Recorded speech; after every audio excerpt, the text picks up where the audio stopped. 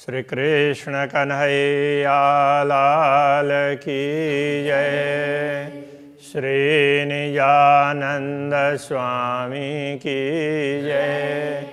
श्री प्राणनाथ प्यारे की जय।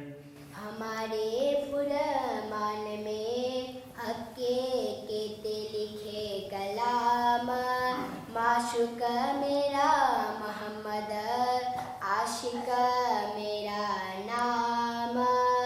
आशिक मेरा नाम। श्री कृष्ण कन्हैया लाल की जय। मंगलाचरण पूर्ण होने के पश्चात अब मुखारविंद का वर्णन खास कर रहे हैं। तो मुखारविंद का तात्पर्य केवल मुख ऐसा नहीं है, ये पूरा मुखमंडल, तो उसको समझना चाहिए। केश तिलक नीलाट पर दो रेखा चली लग कान। अब ये पूरे मुखमंडल में ऊपर से वर्णन कर रहे हैं।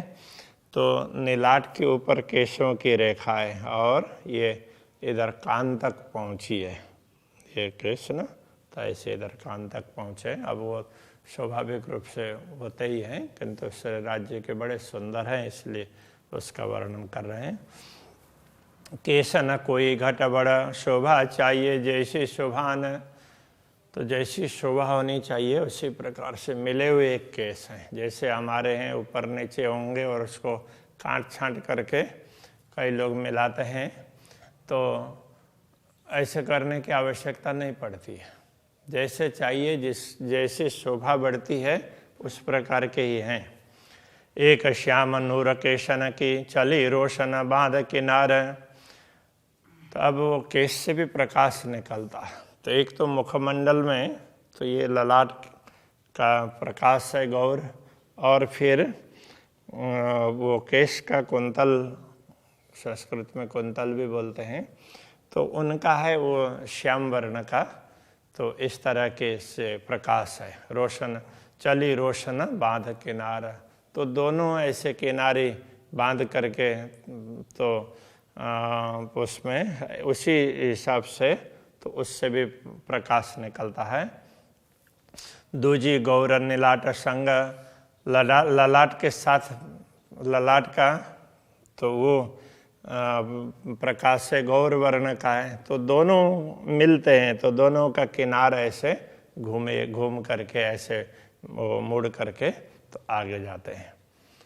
करे जंग जोर अपार, तो परस्पर तो दोनों में अब श्याम वर्ण का प्रकाश ज़्यादा तेज है या गौर वर्ण का, तो ऐसा कह नहीं सकते हैं। तो दोनों बराबर तो एक दूसरे से कंपटीशन करते हुए आगे बढ़ रहे हैं, ऐसा लगता है, ये कहना चाह रहे हैं। शोभा चली आई लवने लग, पीछे आई कान पर होए। ये लवन शब्द है, कहीं शब्दकोश में तो नहीं मिला खास रूप से, किंतु ये परंपरागत कहते आ रहे हैं, कनपटी ऐसा करके कहते हैं। तो ये शोभा ये उसमें कान के पीछे तक और आगे भी, तो दोनों तरफ तो वहाँ तक पहुँचती है। पीछे आई कान पर होए, तो फिर तो वहाँ से कान तक तो ये शोभा पहुँची है। आए मिली दो तरफ की, शोभा कहवे न समर्थ कोय। तो ये दोनों तरफ, तो इधर दाएं साइड में भी और बाएं साइड में भी, दोनों तरफ तो ये शोभा सुंदर रूप से दिखाई देती है। तो ये शोभा ऐसी ही है, ऐसा बोलने में कोई भी समर्थ नहीं है। तो ये बड़ी ही सुंदर शोभा है, देखते जाते हैं तो और ज़्यादा सुंदर दिखाई देने लगती है। याई भात भौ नेत्र संग, करत जंग दो जोर। तो इसी प्रकार भ्रिकुटी है, भौ का तात्पर्य भ्रिकुटी है, आँख के ऊपर की भ्रिकुटी है, वो भी ऐसी उसमें कमान की तरह से है। तो करत जंग दो जोरा, तो दोनों तरफ के, तो उसमें बड़ी सुंदर वो लगती है। तो स्याह उज्ज्वल सरवर दो चली चढ़त टेढ़ी अनि मरोरा। तो जैसे आँख, तो ये आँख का ये भाग है तो इसमें सफ़ेदीपन, और ये भ्रिकुटी का भाग है वो श्याम उसका रंग का है। तो दोनों के वो शोभा दोनों इस तरह से चलती है। स्याह उज्ज्वल सरवर दो, श्याम वर्ण और सफ़ेद वर्ण, काले और सफ़ेद दोनों। तो ये श्याम से भी वो काला ही कहना ठीक रहेगा, काले और सफ़ेद, काला और सफ़ेद रंग का प्रकाश तो साथ साथ चलते हैं। चली चढ़ टेढ़ी अनि मरोरा। अब ये चढ़ती है, चली चढ़ टेढ़ी अनि मरोरा। तो ये ऐसे ऊपर से आकर के यहाँ तक अनि बोलते हैं तीक्ष्ण, तो तीखा भाग बन करके, नोक बन करके तो आगे तक पहुँचती है। दो अनिया भौं केसन की, दोनों तरफ भौएं और केश। तो इधर केश की भी किनारी आती है और इधर भौं की भी किनारी आती है, तो यहाँ थोड़ी सी जगह रहती है। नीलाट तले नयन पर, तो नीलाट से के नीचे आँखों के ऊपर, तो दोनों तरफ की ये वो उसकी, तो ये नीलाट के नीचे दोनों तरफ, नाक के दोनों तरफ, आँख के ऊपर भ्रिकुटी की ये शोभा है। रेखा बाँध चली दो किनारी, आए अनिया मिली बराबर। तो रेखा बाँधी चली दो किनारा, तो वो दोनों किनार के तरफ में वो एक प्रकार से पंक्ति बन करके आगे बढ़ती है, और दोनों के कोने तो ये इधर और इधर दोनों एक जैसे बराबर लगते हैं। आए अनिया मिली बराबर। दो नयन किनारी शोभित, दोनों नयनों के किनारी है दोनों तरफ, वो बड़ी सुंदर शोभा है। घटा बड़ा कोई न केस, तो उसमें केस कम ज़्यादा ऐसे नहीं है आँखों के दोनों तरफ। और ये भ्रिकुटी में भी तो ये दोनों तरफ है, तो वो जैसा चाहिए उसी प्रकार से है। स्याह उज्ज्वल दो लहरता है, कोई दे ना किसी को रेश। तो स्याह तो ये काला रंग और उज्ज्वल सफ़ेद रंग दोनों लड़ते हैं, मतलब दोनों प्रकाश है, मानो परस्पर वो द्वंद्व कर रहे हो ना। तो इस प्रकार से कोई दे न सके किसी को रेश, और किसी को भी वो परास्त नहीं कर पाते। रेश तो उसको वो परास्त करना, उसको किसी को हराना, उस अर्थ में। तिलक नीलाट न किन किया, असल बन्यो रोशन। अब ललाट में तिलक की शोभा है, वो मानो तिलक करते हैं हम उस प्रकार से नहीं है, हमें वो रोज ही राज्य करते हो, करना पड़ता हो। वो तो राज्य ने जैसा चाहा उसी प्रकार का, तो उसमें से नीलाट से ही उस प्रकार की चमक निकलती है, तो उसी से पता चलता है कि तिलक है। तो तिलक उस प्रकार से देखेगा, क्योंकि सभी वस्त्र आभूषण वगैरह सारे वो प्रकाश से ही है ना। तो ये तिलक भी एक प्रकार से तो बाहर से लगाया हुआ है, तो आभूषण की भांति ही, तो इस प्रकार से ये है। कई रंग खूबी छिन में, शोभा गिनती हो इन किन। क्षण क्षण में तो उसमें अलग अलग प्रकार के रंग दिखाई देते हैं, तो इसलिए इसकी शोभा ऐसी ही है, तो ऐसा बोल नहीं सकते। देह इंद्री फरेब की, देखत इत फना। देह इंद्री फरेब की, देह की, इस देह की इंद्रियां हैं, ये तो झूठ की है। देखत इत फना, तो यहाँ ये झूठ में दिखाई देती है, ये इंद्रियां अलग अलग है ऐसी, ये नश्वर देह की। हाँ, सो क्यों कहे बका सुभान मुख, इन अंग की जो रसना। ऐसे नश्वर देह की जो रसना जिह्वा है, वो अक्षरातीत पूर्ण ब्रह्म परमात्मा के मुखारविंद की शोभा का वर्णन कैसे कर पाएगी। तो ऐसा इसलिए कह रहे हैं कि ये इस देह की इंद्रियां हैं, तो अक्षरातीत के अखंड स्वरूप का वर्णन नहीं कर सकती। नासिका कसूरत की, ये जो श्वास देत कुछ बोए, तो अब नासिका की बात कर रहे हैं। तो नासिका अक्षरातीत धामधनी के दिव्य स्वरूप में, उनके मुखारविंद में नासिका है, मुखमंडल में। तो नासिका के गुण क्या है?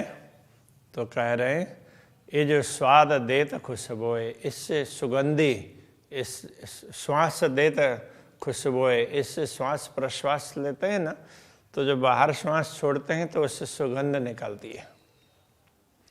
ब्रह्मांड फोड़े इतावत, तो वो सुगंध तो इस यहाँ नश्वर दुनिया तक पहुँचती है, उनके पूरे ब्रह्मांड को पार करके यहाँ तक पहुँच गई। वैसा इत रूह वास लेत सोए, तो ब्रह्मा आत्माएं स्वयं को नश्वर जगत में मानती है तो भी इस सुगंधि को ले सकती है। बिना मोह बिना कोई ना ले सके हक नासिका गुण, अक्षरातीत धामधनी के नासिका के ये गुण हैं। ब्रह्मात्माओं के अतिरिक्त दूसरों को इनका लाभ नहीं मिलता है। कया अरस हक वतन, सो किया दिल जिन, तो जिनके दिल को, जिन ब्रह्मात्माओं के हृदय को पूर्ण ब्रह्म परमात्मा ने तो अपना घर परमधाम बना दिया है, वो उनके हृदय में विराजमान हो गए हैं। तो इसलिए ब्रह्मात्माएं उनके नासिका के सुगंध को ले सकती है। हक सूरत की बारीकियाँ ये जाने अरस अरवाए, अक्षरातीत धामधनी के स्वरूप में जो भी ऐसी सूक्ष्मताएं हैं उसको ब्रह्मात्माएं ही समझ सकती है। हक सूरत तो जान ही जो कोई और होए इब्तदाए, तो इब्तदाए का तात्पर्य आदि काल में, तो इस सृष्टि से पूर्व दूसरे कोई होते, उनका किसी का अस्तित्व होता, वो जान सकते ना। तो अक्षरातीत धामधनी के समक्ष तो ब्रह्मात्मा ही है, इसलिए दूसरों को कुछ भी मालूम नहीं है। तीन खूने तले नासिका, खूना चढ़ता चौथा ऊपर, तो नासिका में नीचे 3 कोने हैं। अब उसमें जैसे नासिका को देखते हैं तो ये हो गया और ऐसे, और ये ऐसे मिला करके, तो ये तो उस प्रकार का वो कोना बनता है। तो नासिका में 3 कोने बनते हैं। खूना चढ़ता चौथा ऊपर, तो अब ये यहाँ से लेकर के यहाँ ये, और फिर ये एक आ गया, तो एक यहाँ हो गया, इधर ये हो गया, एक इधर हो गया, 3 हो गए। चौथा ये ऊपर जाता है और यहाँ मिलता है, तो वो चौथा।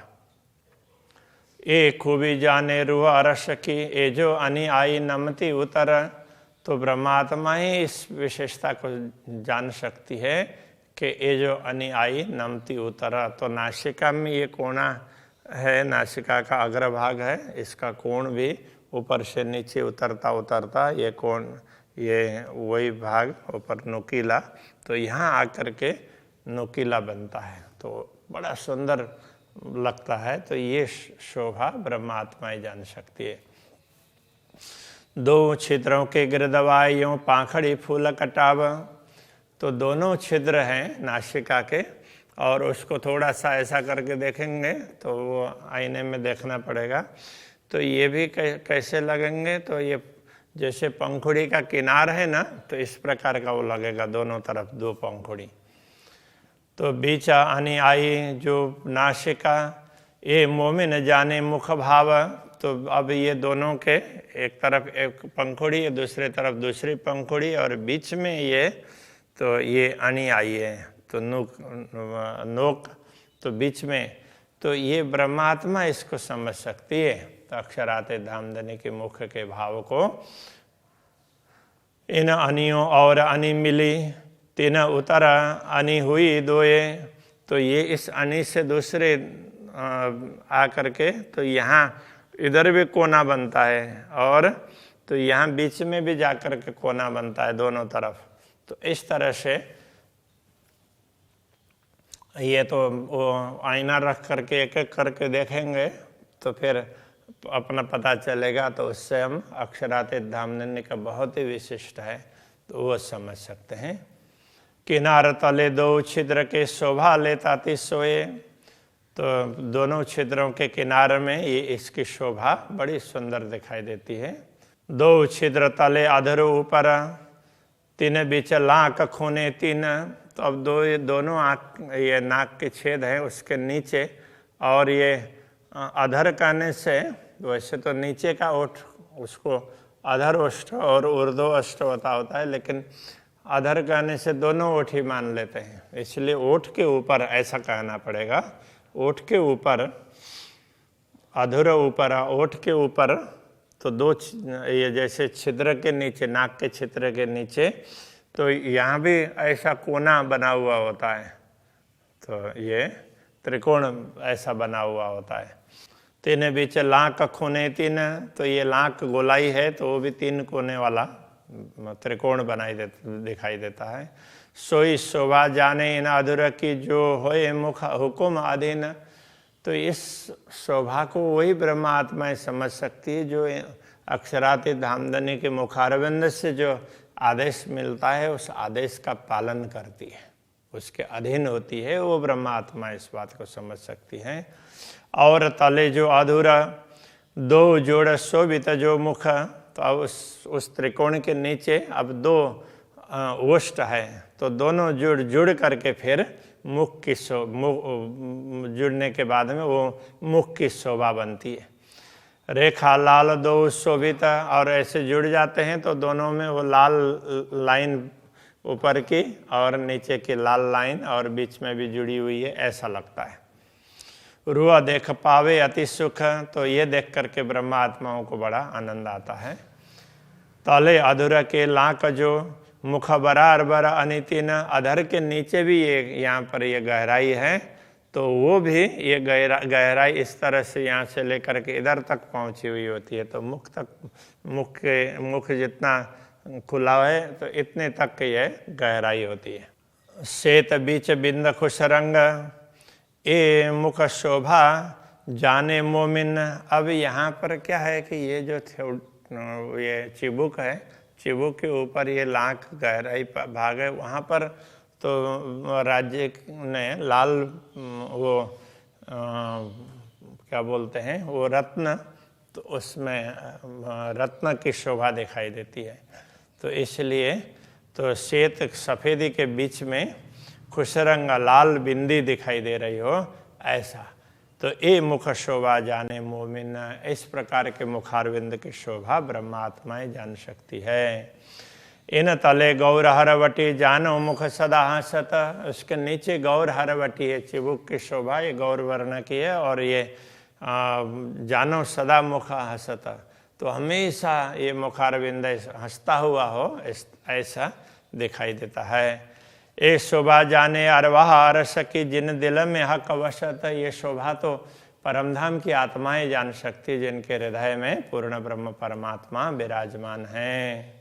ए रंग कहे मैं इन मुख पर किन विद कहूँ सलू का, मैंने मुख के रंग तो बता दिया किंतु उनकी सुंदरता की बात मैं क्या कहूँ।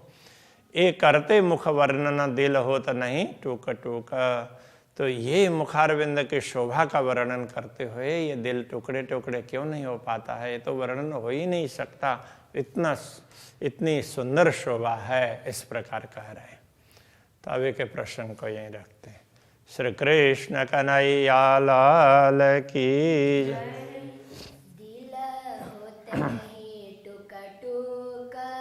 दिल होत नहीं टूक टूक,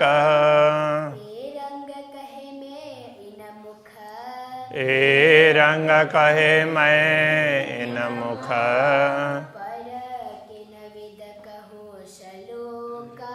पर किन विद कहूँ सलोका, ए करते मुख वर्णना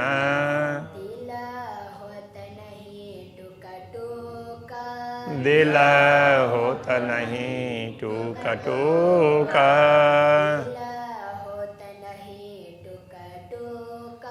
दिल होत नहीं टूक टूक।